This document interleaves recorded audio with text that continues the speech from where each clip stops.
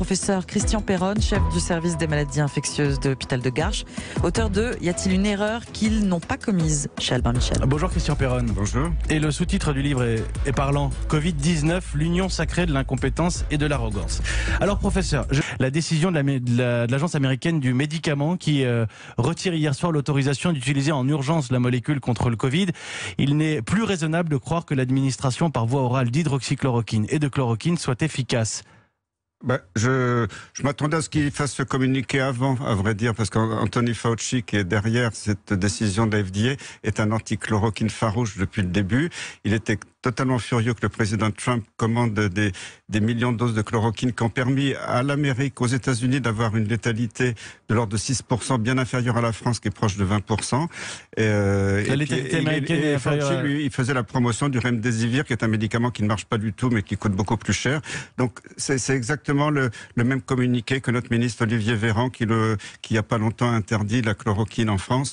C'est du même topo. Je suis pas surpris et ça fait partie de tout ce qu'on nous sort toutes les semaines contre la chloroquine. Et tout a été mal fait à vos yeux. Oui, mais j'ai le droit de le dire, je pense que pendant 15 ans, au Conseil de la Santé publique, j'ai géré beaucoup de crises sanitaires avec plusieurs gouvernements, ministres de la Santé, directeurs généraux de la Santé.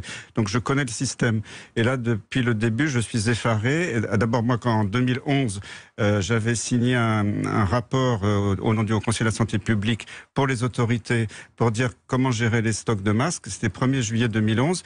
Quelques mois après, on a dit les masques ne servent à rien, poubelle. Et donc, ils savaient parfaitement qu'il n'y avait pas de masque. Or, quand Agnès Buzyn a alerté le directeur général de la Santé le 20 décembre, les premières commandes de masques, et encore un nombre ridicule, c'était le 30 janvier. Donc, pendant tout le mois de janvier, c'est rien passé. Alors qu'en Allemagne, si vous regardez bien, les Allemands ont envoyé à tous les laboratoires comment faire les tests et tous les laboratoires. La politique de test en Allemagne qui était Malheureusement, ils savaient très bien qu'il n'y avait pas de masque, parce que Jérôme Salomon avait participé à la suppression du stock de masques plusieurs années avant, quand il était au cabinet de Marisol Touraine. Donc c'est quelque chose qui était connu. Donc quand il y a eu une alerte sur l'épidémie, moi j'ai pas en janvier, j'ai pas dit attention, ça va être la pire épidémie du siècle. Simplement, en maladie infectieuse, on ne sait jamais comment ça va se passer. La seule chose, il faut être prêt. Or là, il n'y a eu aucune préparation sur les masques et les tests. Et c'est pour ça qu'on est obligé de confiner toute la France, parce qu'il y a d'autres pays qui étaient plus futés, qui ont pris des bonnes décisions. Il y avait les masques pour isoler les gens, les tests. On a confiné que les malades, les personnes autour d'eux qui pouvaient être contaminées et les personnes fragiles, notamment les personnes âgées. En France, on a confiné tout le monde et on voit d'ailleurs que les résultats des pays qui ont fait ce confinement généralisé n'ont pas les meilleurs résultats, loin de là.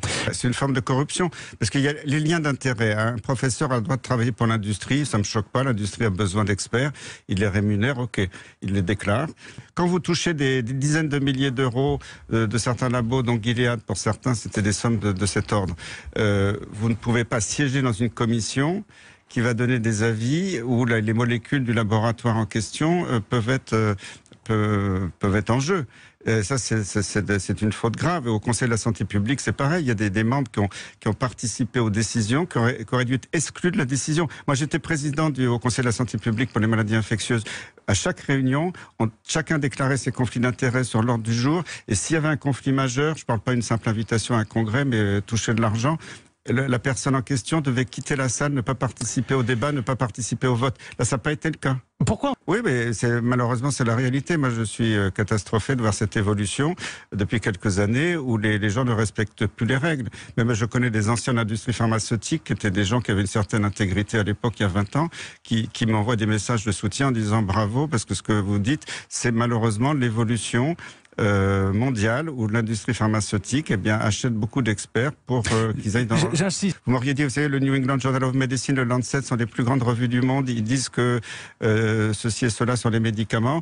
Vous m'auriez dit, vous racontez des bêtises. Et il se trouve que maintenant, il y a une reconnaissance mondiale que tous ces journaux ont publié des articles frauduleux. Et tout ça sous pression de qui ? On se demande.